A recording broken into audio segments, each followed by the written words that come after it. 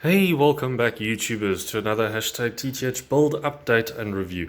So this one, not many of you have seen in any previous videos. I did talk about it in one of my previous videos, but it was such a quick build. I mean, to do a build video on it like I did with my D-Day one, it wouldn't have made sense. So I had been posting the updates on this board on my group. So those of you that are following Tabletop Hobbies Terrain Technician, thank you so much for the support and for my YouTube channel. There will be more to come. Please keep following both platforms and you will keep seeing the updates. So my idea was I've always wanted to do an urban table. The dilemma came in where I could either do it on there, which would have made more sense because they are stronger boards and there's a lot more space to work with, and doing this type of thing on there would have worked. My problem is those boards really only get used when I have a game here, and right now, because it's the festive season, we still have the threats of the virus. A lot of the gaming group I'm part of are skeptical with every right, and they are choosing games wisely when there's not many people. And so, like I said, so right now they're not really being used, but they will be used at some point. So the thing is, I have a regular game every Wednesday night at one of the hobby shops, and I like making terrain that is easy to take with me. So last week Wednesday we finally tested the first debut of this board with the buildings on it, and it worked brilliantly. It actually is fairly large considering bolt action scales, so I thought it would be too small, but it worked brilliantly, especially when the buildings are up.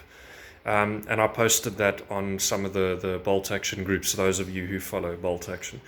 So the only update I really can give right now is for those of you who haven't seen this board at all, this is how it is right now. And if you flip these squares, they change the shape of the street, but this is the first shape you have it in, which is the most ideal. And then if you flip them, you can make a really strange shape. And I've never done this type of thing before. I've never done modular boards because I always find you have to, they're good to store, but they're never the same as really working on a board like that. Like the nice thing about the D-Day board that I did, guys, for those of you that really followed that board and the production, is because it took so long to get the stuff, I could do videos at each stage of the build, which was really nice for you guys to watch. In actual fact, the motivation and inspiration I got from this was a guy in the UK. I must find his channel. He did a board during lockdown for Stalingrad. It never really finished. I don't know why, but he did it sort of similar to this, except he filled the insides with foam. The only reason why I didn't do that in these boards is because these boards tend to warp the frames. So I didn't want to have them warping and then they didn't go together well. And the seams on the inside are a lot bigger than this, just one line.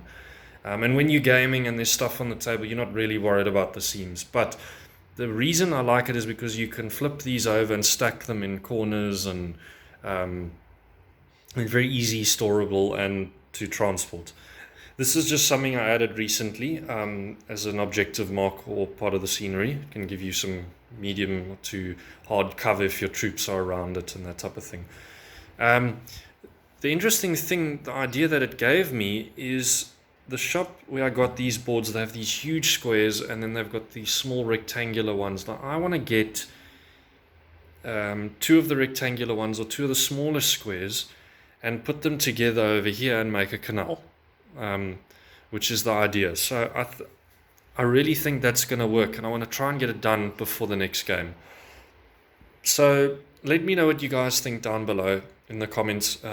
This will be the second video upload I do. The first one will be the Iwo Jima project finishing, and then the next video obviously will be the update of this. And anything I do as I go along, guys, will be posted on my Tabletop Hobbies Terrain Technician group. And I really need you guys to help. Those of you that are on it who are following this platform, excuse me, those of you following this platform, please keep it going. That's the only way we can make the hobby fun, is if we all post and share the lovely work that we are getting up to in our studios, garages, wherever.